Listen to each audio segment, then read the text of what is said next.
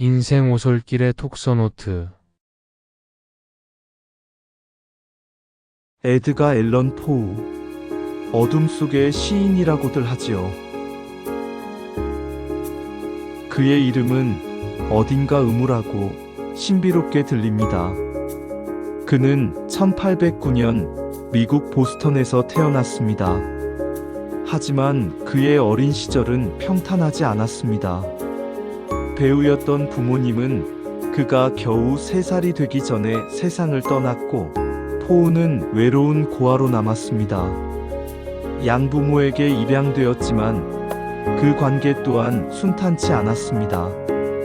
늘 경제적인 문제와 갈등이 따랐고, 그는 일찍부터 삶의 어두운 면을 마주해야 했습니다. 이런 경험은 훗날 그의 작품 속에서 살아 숨쉬게 됩니다. 포우는 인간 내면의 어둠, 두려움과 광기, 죄의식과 집착 같은 감정을 섬세하고 집요하게 그려냈습니다. 그의 대표작인 검은 고양이, 심장이 고발자, 어셔가의 몰락은 단순한 공포 이야기가 아닙니다. 그 안에는 인간의 불안, 양심의 고통, 그리고 무너져가는 정신의 세계가 담겨 있습니다. 하지만 포우는 단지 공포의 시인이 아니었습니다. 그는 세계 최초의 추리소설 작가로도 평가받습니다. 모르그가의 살인은 논리적 추리로 사건을 해결하는 탐정이라는 개념을 처음으로 제시했습니다. 이 작품은 훗날 셜록 홈즈와 같은 수많은 추리소설의 뿌리가 되었습니다. 포우는 시인으로서도 탁월했습니다. 그의 대표시 더 레이븐, 즉 까마귀는 사랑하는 이를 잃은 한 남자의 절망과 상실을 음악적인 운율과 상징으로 그려냅니다. 네버모어, 영원히 돌아오지 않는 사랑, 그리고 끝없는 슬픔. 그 한마디가 전 세계의 독자들을 사로잡았습니다. 그러나 그의 현실은 더욱 비극적이었습니다. 빈곤, 알코올, 그리고 사랑하는 아내 버지니아의 죽음. 그의 삶은 점점 무너져 갔습니다. 1849년 그는 40세의 나이에 의문의 죽음을 맞이했습니다. 지금까지도 그의 사망 원인은 밝혀지지 않았습니다. 마치 그의 작품 속 미스터리처럼 말이죠. 짧은 생이었지만 에드가 앨런 포우가 남긴 흔적은 깊고 강렬했습니다. 그는 인간의 심연을 응시했고 두려움조차 예술로 바꿔냈습니다. 오늘날에도 그의 이야기는 영화와 문학, 음악 속에서 끊임없이 되살아납니다. 에드가 앨런 포우, 그는 우리에게 이렇게 말하는 듯합니다. 어둠이 있다면 그 안에도 아름다움이 있다. 오늘 소개하는 작품은 검은 고양이입니다. 검은 고양이, 인간 내면의 어둠을 비추는 거울. 검은 고양이는 에드가 앨런 포우의 대표적인 심리 공포 소설이자 죄의식과 광기, 그리고 인간 본성의 붕괴를 다룬 명작입니다. 이 작품은 1843년에 발표되었습니다. 표면적으로는 고양이를 학대한 남자의 이야기로 보이지만 그 안에는 인간이 스스로의 양심을 파괴해가는 과정이 섬세하고 섬뜩하게 묘사되어 있습니다. 이야기의 화자는 이름조차 알려지지 않은 한 남자입니다. 그는 감옥에서 자신의 과거를 회상하며 이야기를 들려줍니다. 곧 사형을 앞둔 그는 말하죠. 나는 미치지 않았다. 그러나 내가 한 일을 설명할 길이 없다. 그의 고백은 그렇게 시작됩니다. 그는 한때 온순하고 착한 사람이었습니다. 동물을 사랑했고 아내와 함께 여러 마리의 반려동물을 키웠습니다. 그 중에서도 특히 애정을 쏟은 것은 검은 고양이 플루토였습니다. 하지만 술이 그의 삶을 무너뜨립니다. 점점 알코올에 중독된 그는 성격이 거칠어지고 폭력적으로 변해갑니다. 사랑하던 고양이마저 그의 분노의 대상이 됩니다. 그리고 어느 날 그는 술김에 고양이의 한쪽 눈을 찔러버립니다. 양심의 가책보다 알 수 없는 쾌감과 분노만이 그를 지배합니다. 며칠 뒤 그는 죄책감을 이기지 못하고 고양이를 목매달아 죽여버립니다. 그 순간 그의 집은 불타오릅니다. 모든 것이 잿더미로 변했을 때 그는 벽 위에서 이상한 형상을 발견합니다. 목매달린 고양이의 모습이었습니다.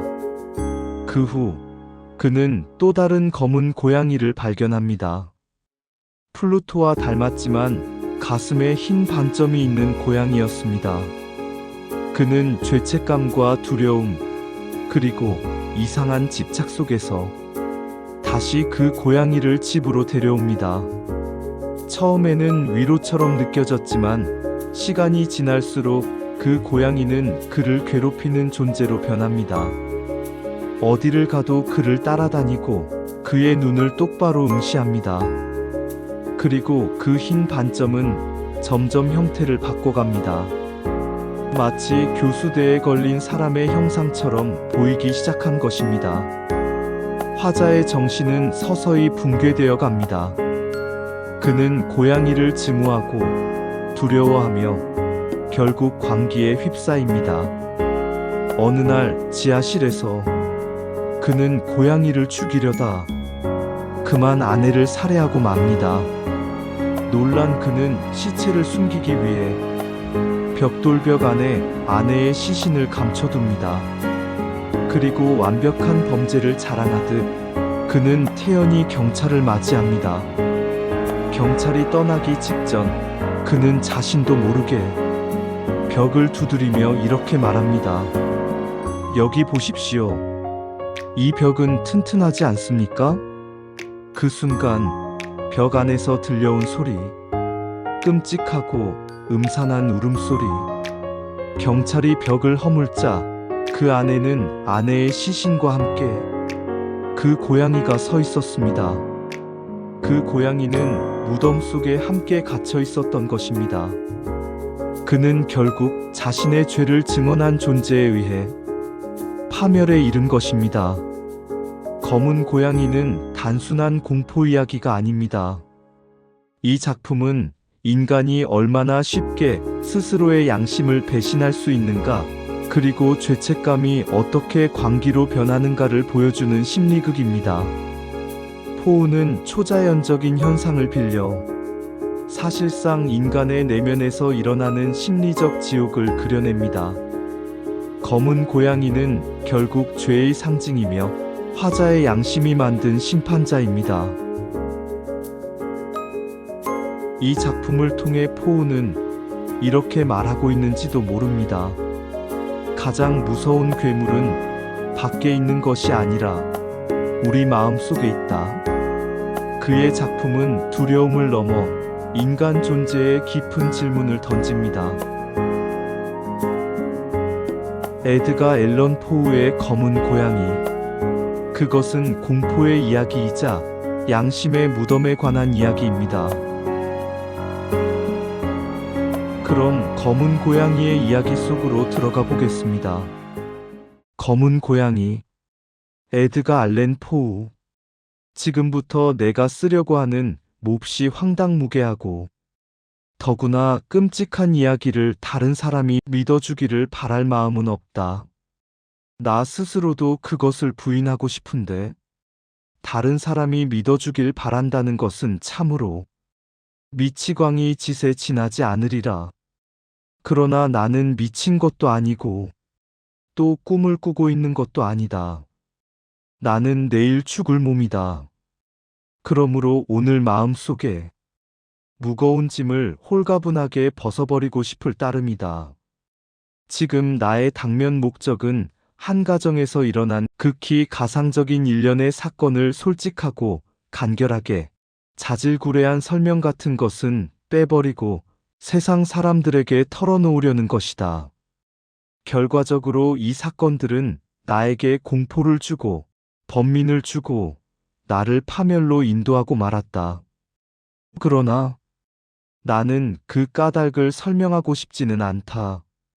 그 사건은 나에게는 공포감을 주었을 뿐이지만 다른 사람들에게는 공포감보다는 오히려 기이한 감을 줄 것이리라. 어쩌면 장차 지혜 있는 사람이 나타나서 내가 이토록 두려움을 갖고 이야기하려는 환상적이니 이상한 사건을 실로 평범한 인과관계의 연속에 불과한 하나의 일상사로 규정짓고 나의 환상을 깨뜨리게 될는지 모르겠다.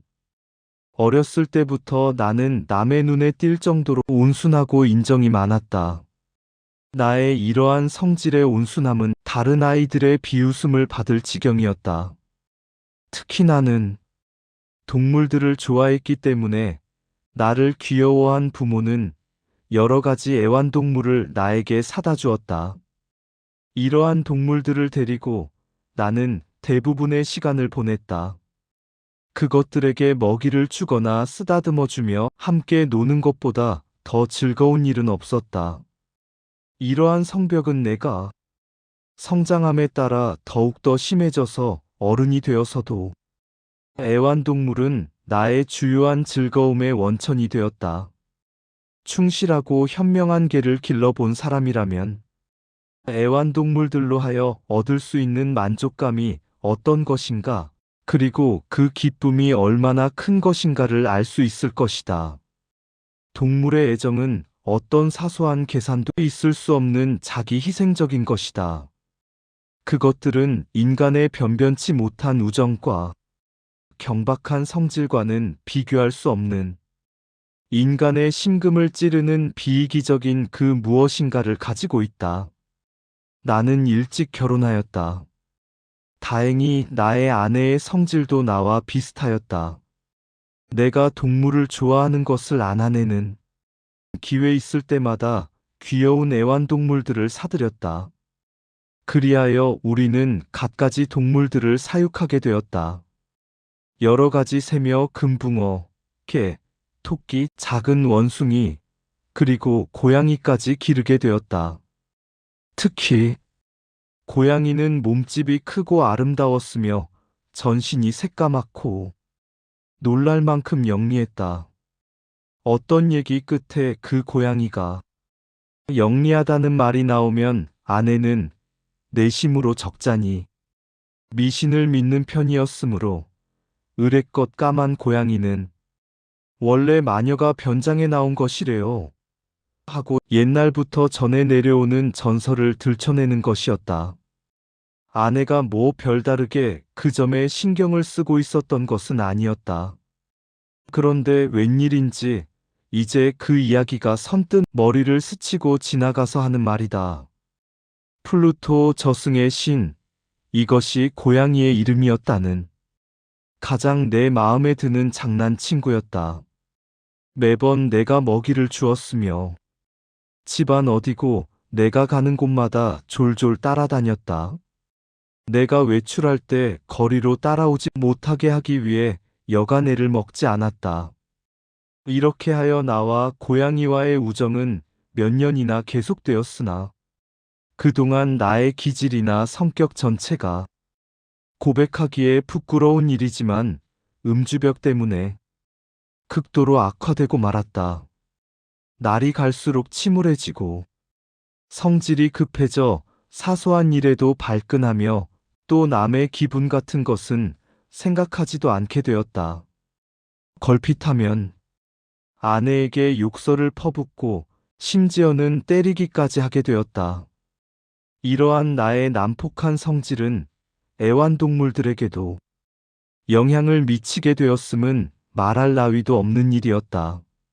나는 여태 귀여워하던 동물들을 돌보아주지 않았을 뿐더러 학대까지 했다. 그러나 플루토에게만은 아직도 다소 애정이 남아 있었다.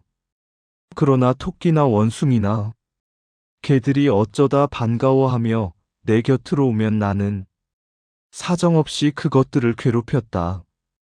그러나 나의 음주벽에서 비롯한 난폭한 성질은 심해져서 알코올 중독과 같은 무서운 병이 또 있을까?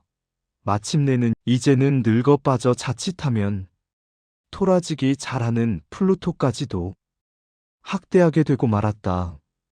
어느 날 밤 내가 늘 잘 다니던 술집에서 잔뜩 술을 퍼마시고 곤드레만드레가 되어서 집에 돌아오자 어쩐지 고양이가 나를 피하는 것처럼 보였다.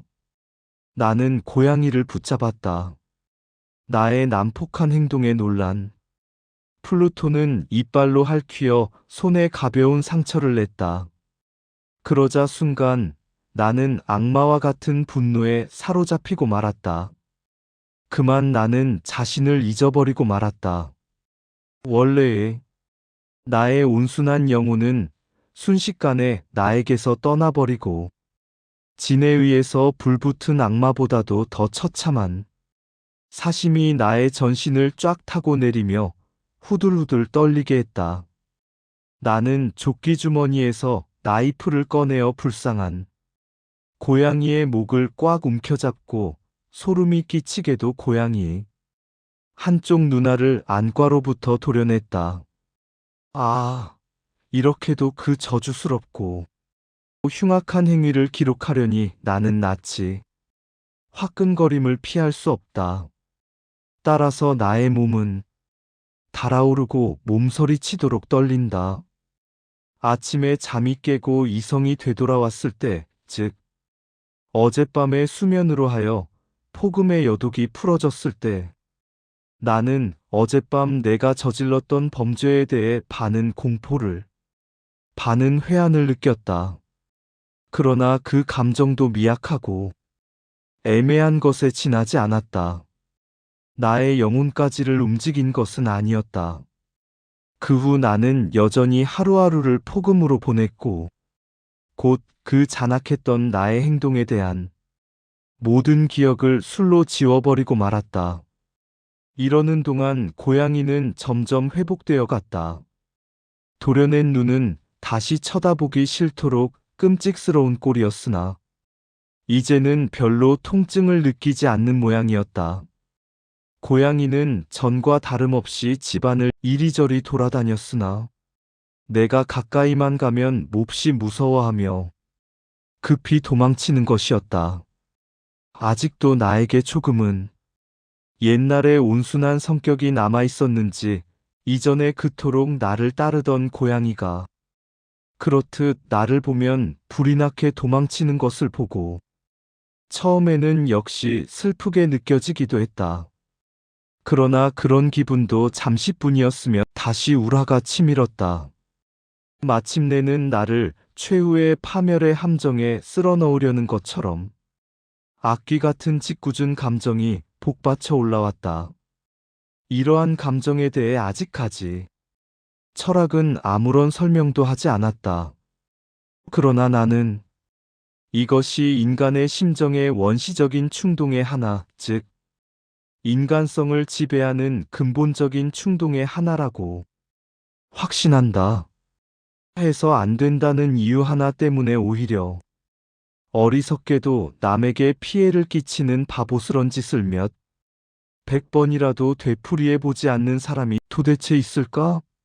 그저 그것이 최선의 판단에 위배되는 것이라는 것을 알고 있기 때문에 그 올바른 판단을 배반하고 싶어지는 경향에 우리들은 늘 놓여 있는 것이 아닐까? 이러한 짓궂은 감정이 나를 사로잡아 마침내 최후의 파멸로 이끌어들이고 말았던 것이다. 아무 죄도 없는 고양이를 박해하도록 계속 충동질하고 결국은 고양이를 죽이게까지 한 것은 내 마음속에 번민을 주고 나의 온순했던 본성을 유린하면서도 악을 위해 악을 범하려는 이 불가해한 욕구 때문이었던 것이다. 어느 날 아침 나는 냉연하게 고양이 목을 끈으로 졸라 나뭇가지에 매달았다. 눈물을 흘리고 마음속에 심한 회한을 느끼면서 나는 고양이를 교살했던 것이다. 고양이가 나를 사랑했다는 것을 알고 있었기 때문에, 또 고양이가 나에게 분노를 일으킬 아무런 이유도 없었기 때문에, 그리고 이렇게 하는 것이 죄악을 범하는 것이라는 걸 알았기 때문에 고양이를 교살했던 것이다. 나의 불멸의 영혼을 더없이 자비롭게, 더없이 위대한 신의 자비심까지도 그런 일이 있을 수 있다면 미치지 못할 심연으로 추방할 정도로 큰 죄악임을 알고 있으면서 그렇듯 끔찍스런 일을 저질렀던 것이다. 이 참혹한 행위를 저지른 날 밤, 나는 부리하는 소리에 펀뜩 잠을 깼다. 침대 커튼에 불이 붙어 있었고 온 집안이 온통 불길에 쌓여 있었다. 아내와 하녀 그리고 나는 가까스로 몸만 빠져나왔다. 무엇 하나 남김없이 모두 타버리고 나의 모든 재산을 송두리째 불살라버렸다. 그 후부터 나는 절망의 함정 속에 빠져 신음하지 않을 수 없었다. 나는 이 재난과 나의 광포했던 행위 사이에 어떤 인과관계의 연관성을 찾아보려 할 만큼 마음이 약한 위인은 아니다. 그러나 사실의 연관관계를 자세히 기록하고 싶을 뿐이다. 따라서 어떤 사소한 하나의 매듭이라도 불완전하게 내버려 두고 싶지 않다. 화재가 일어난 다음 날 나는 불탄 곳에 가보았다. 벽은 한쪽만 덩그렇게 남아있고 모두 헐리어 있었다. 그 남아있는 곳은 집의 중앙, 그러니까 나의 침대 머리맡에 그다지 두껍지 않은 벽이었다. 이곳만은 석회가 잘 타지 않아 그대로 남아있었던 것이다. 이것은 아마 최근에 새로 발랐기 때문인 것 같았다. 이 벽에 많은 사람들이 모여 한 부분을 자세하고도 열심히 바라보며 조사하고 있는 모양이었다. 이상한 거리라든지 참으로 신기한 걸이라든지 그 밖에 그와 비슷한 말이 쉴 새 없이 오가고 있어 나는 호기심을 가지고 그곳으로 가보았다. 그곳에는 하얀 벽에 조각이나 한 것처럼 거대한 고양이의 상이 나타나 있었다. 그 인각이 놀라울 만큼 정교했다. 그리고 고양이의 목둘레에는 올감이 한 가닥이 감겨 있었다. 처음 이 유령을 보았을 때 나의 놀라움과 공포는 극심했다. 그러나 겨우 정신을 차리고 마음을 가라앉혔다. 건물에 거의 붙어 있다시피 한 정원수에 내가 고양이를 매달았던 일이 돌이켜 생각났다. 불이야! 하는 고함 소리를 듣고 몰려든 사람들이 나를 깨울 작정으로 어쩌면 그 고양이의 시체를 누가 끌어내려 열린 창으로 던져 넣었음에 틀림없을 것이리라. 그리고 다른 쪽 벽들이 무너지는 바람에 고양이는 최근에 새로 바른 석회벽에 틀어박혀 벽의 석회분과 화염과 고양이의 시체가 발산하는 암모니아 분이 혼합되어 이와 같은 조상이 남아있게 됐으리라. 이와 같이 내가 자세히 추리해 본 이 놀라운 사실에 대해 나의 이성에 납득시키려고 했으나 양심을 납득시키지는 못했다. 역시 그것은 내 상상력에 대해선 심각한 인상을 남기지 않을 수 없었다. 그 후 여러 달 동안 그 고양이의 환영은 나를 떠나지 않았으며, 그러나 양심의 가책은 조금도 느끼지 않았지만 그동안 마음속에는 양심의 가책과도 같은 막연한 감정을 느끼게 되었다. 나는 고양이를 없앤 것을 후회하게 되었고, 그 때문에 항상 다니는 주점에서나 또 거리에서도 그 고양이와 똑같은 종류의 닮은 고양이가 없을까 하고 주위를 연신 두리번거리며 살펴보기도 하였다. 어느 날 밤, 허름한 하류주점에서 얼근이 취해 정신없이 앉아 있으려니 그 주점의 중요한 가구에 해당하는 진주나 럼주를 넣어둔 술통 위에 쭈그리고 있는 어떤 까만 물체가 눈에 들어왔다. 아까부터 줄곧 그 술통을 바라보고 있었는데 좀 더 일찍 그것이 눈에 띄지 않은 것이 참으로 이상스런 일이었다. 나는 가까이 가서 그 검은 물체를 손으로 만져보았다. 그것은 검은 고양이였다. 플루토와 아주 비슷한 크기로서 단지 한 가지만을 빼놓고는 꼭 그대로 닮은 것이었다.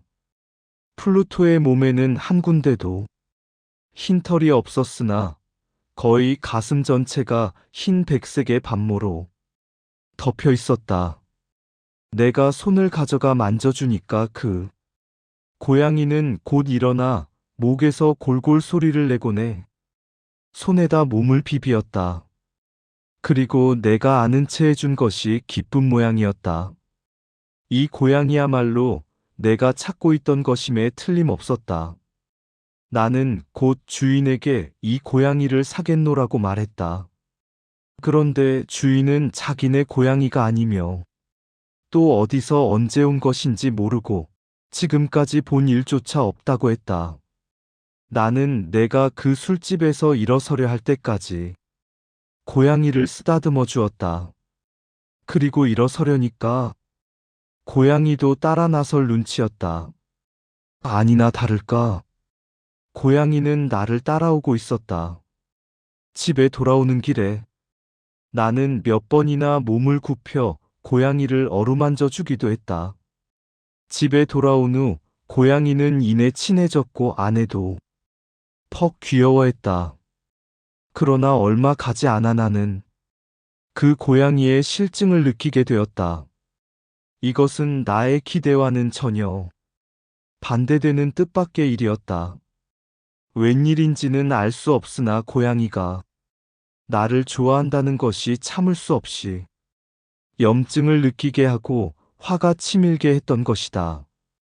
이렇게 되자 불쾌한 기분이 얼마 후에는 점점 격렬한 증오심으로 변해갔다. 나는 고양이를 될 수 있는 대로 피했다. 일종의 수치감과 이전이 잔혹한 행위에 대한 회한이 나로 하여금 고양이에 대한 학대를 막아주었으므로 그 후 여러 주일 동안 때리지도 않고 별로 괴롭히지도 않았다. 그러나 나는 서서히 이 고양이에 대해 이루 말할 수 없는 증오감을 느끼게 되고 마치 전염병 환자나 대하는 듯이 저주스러운 고양이로부터 피하게 되었다. 이 고양이가 한층 미워진 까닭은 이 고양이를 데리고 온 다음 날 아침에 보았더니 플루토와 꽃같이 한쪽 눈이 없는 애꾸였기 때문이었다. 그러나 아내는 인정이 많았으므로 그러한 점 때문에 더욱더 그 고양이를 측은히 생각하고 귀여워하였다. 아내의 이러한 성격이야말로 이전의 나의 특징이었던 동시에 나의 더없는 단순함과 더없는 순수한 쾌락의 원천이었던 상냥한 기분을 그대로 지니고 있었던 것이다. 그러나 내가 고양이를 미워하면 미워할수록 그와 반대로 고양이는 더욱더 나를 따르는 것처럼 보였다. 독자에게 이해시키기 곤란하리만큼 고양이는 집요하게 나를 쫓아다녔다. 어디에 내가 앉든지 하면 언제 왔는지 내 의자 아래 앉아서 쳐다보거나 무릎 위로 뛰어 올라와 몸을 비벼대기도 했다. 내가 일어나 걸어가려고 하면 다리 사이에 끼어들어 나는 자칫 넘어질 뻔하기도 했다. 그리고 어떤 때는 그 길고 날카로운 발톱을 세워 옷을 타고 가슴을 타오르기도 했다. 이럴 때면 나는 당장에 때려 죽이고 싶었지만 그렇게 할 수가 없었다. 그것은 전에 플루토에게 범했던 죄가 생각난 때문이기도 했으나, 솔직히 고백하자면 그 까닭은 이 고양이가 몹시 무서웠기 때문이었다. 이 공포감은 정확히 말해서 몸에 어떤 유해를 미치는 것은 아니었다. 그렇다면 도대체 이를 어떻게 표현하는 것이 좋겠는가 하는 것은 알 수 없지만, 모든 부끄러움을 무릅쓰고 솔직히 고백한다면 실상 이렇듯 중죄수의 감방에 갇혀 있으면서도 고백하기 좀 부끄러운 이야기지만, 고양이가 나에게 기름을 부은 그 공포감이라는 것은 가장 보잘것없는 망상으로 말미암아 생겨난 것이다. 앞에서도 말한 바와 같이 이 고양이와 전에 내가 죽인 플루토 사이의 유일한 다른 점인 가슴에 있는 흰 반점에 대해서 이 흰 점이 좀 이상하지요? 하고 아내는 여러 번 나의 주의를 환기시켰다. 이 반점은 크기는 했으나 본래는 아주 희미한 것이었다. 그러던 것이 점점 눈에 띄지 않을 정도로 변해가서 나의 이성은 오랫동안 그것을 나의 공상 탓이라고 부정하려 했다. 마침내는 뚜렷하게 윤곽이 드러났다. 그것은 무어라고 말할 수 없이 몸서리가 처지는 그런 형태였다. 그 때문에 나도 그 괴물을 미워하고 무서워하며 만약 그렇게 할 용기만 있다면 없애버리고 싶었던 것이다. 그리고 그 반점의 형태를 지금에야 깨달았지만, 그것은 등골이 오싹하는 교수대의 형상. 그것은 바로 공포와 죄악, 고민과 죽음의 비애와 공포로 가득 찬 형구의 형상이었다. 나는 이제 어쩔 수 없이 보통 인간이 떨어질 수 있는 처참한 지경보다 더욱 처참한 지경에 떨어지고 말았다. 그 못된 한 마리의 동물이 그 동족을 내가 죽인 것도 사실을 속이면 그만인데, 전지전능하신 하나님의 형상에 맞추어 그대로 만들어진 인간인 나에게 이와 같이 견딜 수 없는 고통을 주다니. 이미 밤이고 낮이고 나에게는 안식의 기쁨이라는 축복은 없어지고 말았다. 낮에는 낮대로 고양이는 한순간도 내 곁을 떠나지 않았고, 밤에는 또 밤대로 나는 표현할 수 없는 공포의 꿈 때문에 매 시간마다 벌떡벌떡 일어나야 했다. 그러면 얼굴에는 고양이의 뜨거운 입김이 훅훅 끼쳤으며, 또 내 가슴 위에는 내 힘으로는 어쩔 수 없는 악마의 화신이 천근 무게로 짓누르고 있는 것이었다.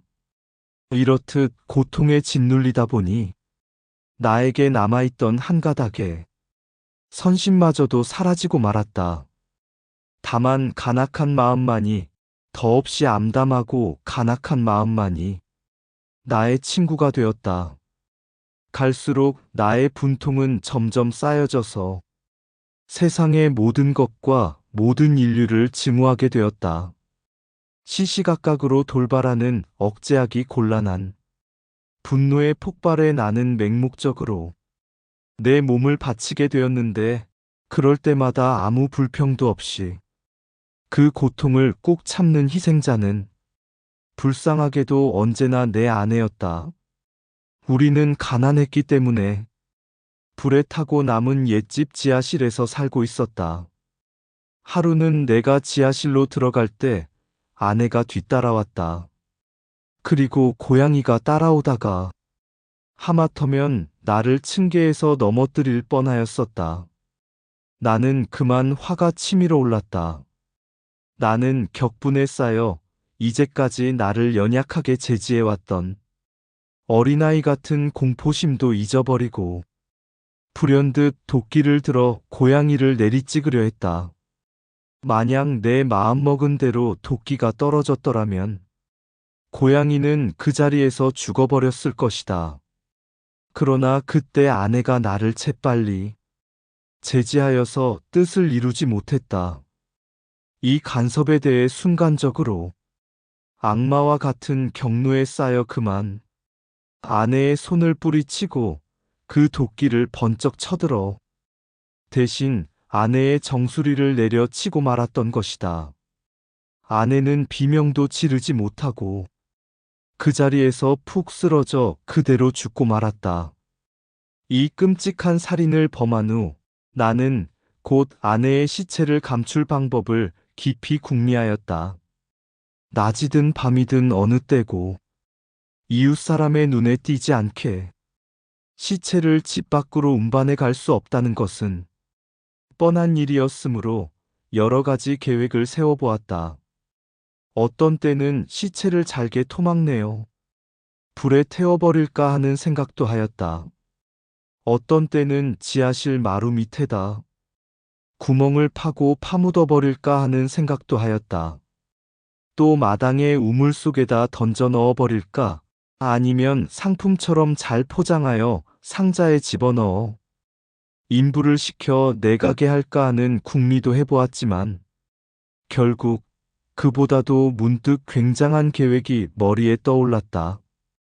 즉 중세기의 승려들이 그들이 살해한 시체를 감쪽같이 벽에다 틀어박고 회치를 다시 해버렸다고 여러 책에 전해져 있는 방법이 떠올랐던 것이다.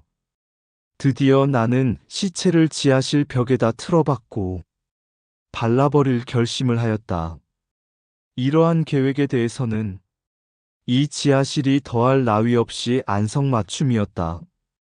지하실의 벽은 아무렇게나 쌓아 올린 채 엉성했고 최근에 새로 석회를 조잡하게 발랐기 때문에 지하실 안의 습기로 아직 굳어지지도 않았다.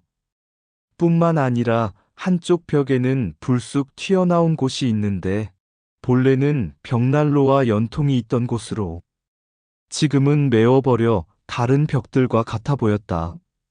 나는 이 벽이라면 틀림없이 벽돌짝을 뗀 다음 시체를 그 속에 틀어박고 누가 봐도 의심하지 않을 만큼 벽을 본래대로 감쪽같이 해놓을 수 있으리라 생각했다. 나의 계획은 빈틈이 없었다. 철정을 사용하여 그다지 힘들이지 않고 벽돌을 떼어내고 시체를 그 안에 넣어 안쪽에다 살짝 기대 놓은 다음 벽돌을 본래대로 다시 쌓아 올렸다. 그 다음에는 콜타르와 모래, 털들을 사다가 신중히 석회 반죽을 만들어서 전과 조금도 다르지 않도록 벽돌과 벽돌 사이를 정성껏 발랐다. 일을 마쳤을 때 나는 이제 모든 일이 잘 되었다고 만족했다. 벽은 새로 손질한 것 같아 보이지 않았다. 바닥에 떨어져 있는 부스러기도 하나 남김없이 낱낱이 주었다. 나는 득이만만하여 주변을 휘돌아보며 차, 이만하면 헛수고는 아니었지 하며 혼자 중얼거렸다. 그 다음 내가 할 일은 이와 같은 불행을 초래한 고양이를 찾아내는 일이었다. 왜냐하면 나는 그 고양이를 기어이 죽여버릴 결심을 했기 때문이다. 만약 그 순간에 고양이를 발견했더라면 고양이의 운명은 두말할 것도 없었겠지만 이 심술궂고 꽤 많고 능글맞은 고양이는 조금 전에 나의 격렬한 분노에 공포를 느꼈던 때문인지 어디로 슬며시 사라진 채 내 앞에 얼씬도 하지 않았다. 그 징그러운 고양이가 없어져서 나는 오히려 찾던 일도 잊어버리고 흔쾌함을 느꼈다. 그 흔쾌한 기분은 이루 설명할 수도 없는 것이고 또 독자들은 상상할 수도 없을 만큼 황홀한 것이었다. 그날 밤 고양이는 모습을 나타내지 않았다. 그 때문에 나는 고양이를 데리고 온 이후에 이날 밤만은 적어도 살인죄라는 무거운 짐이 나의 영혼을 압박하고 있었음에 불구하고 깊이 푹 잘 수 있었다. 이틀이 지나고 사흘이 지났으나 고양이는 나타나지 않았다. 그 때문에 나는 다소 자유로운 인간으로서 안도감을 가질 수 있었다. 그 괴물은 무서워 영원히 도망친 것이리라. 고양이는 이 이상 더 나타날 리 없을 것이리라. 나의 행복은 더할 나위 없었다.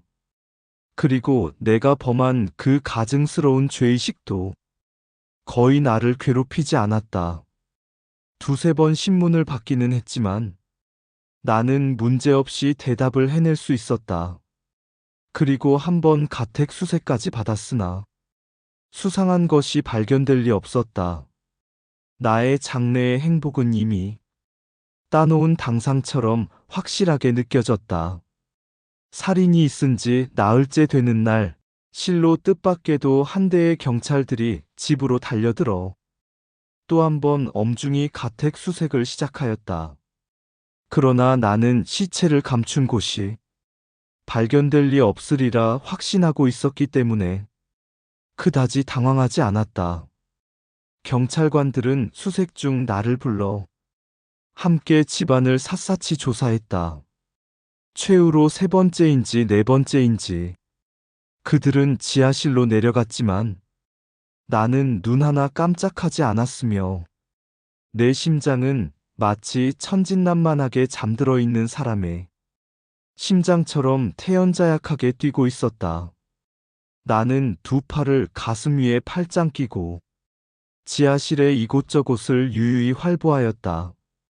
경찰관들은 이제 완전히 모든 의심을 풀고 떠나려 했다.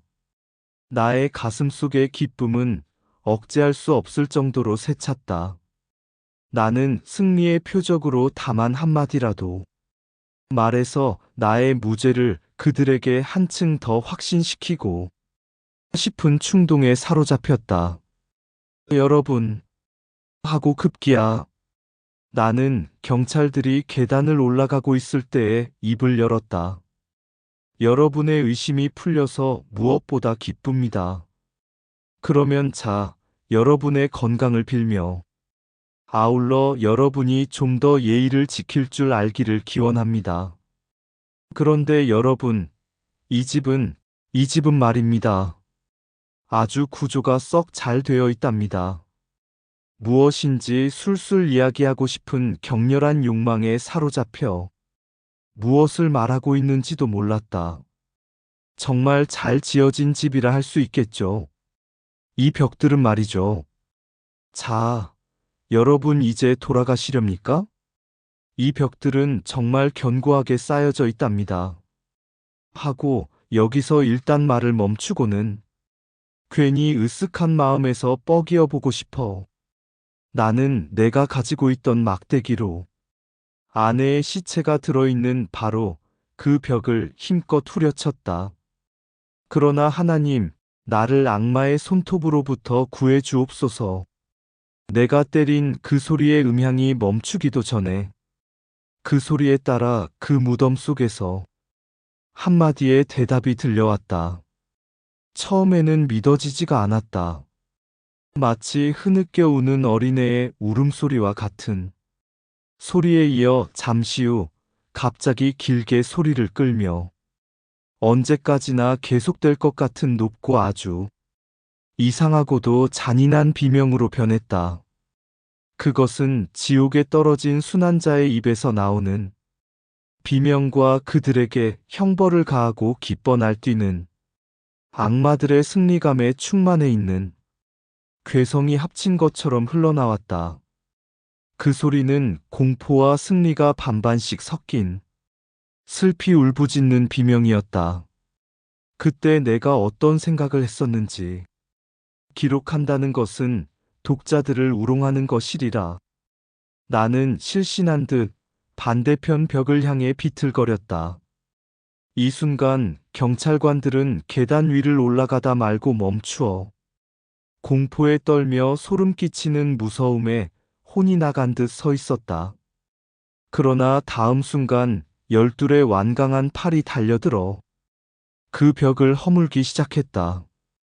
벽은 순식간에 허물어지고 벌써 대부분이 썩고 핏덩어리가 엉겨붙어 있는 시체가 경찰관들 눈앞에 우뚝 나타났다. 그리고 그 시체의 머리 위에는 새빨간 입을 크게 벌리고 불꽃 같은 애꾸눈을 번뜩이는 저 무서운 고양이가 앉아 있었다. 나를 경로시켜 살인을 저지르게 한 것도, 또 비명을 질러 사형대에 끌려가게 한 것도, 그 모두가 이 고양이의 잔악한 계교였다. 나는 이 괴물을 시체와 함께 벽 속에 넣고 발라버렸던 것이다.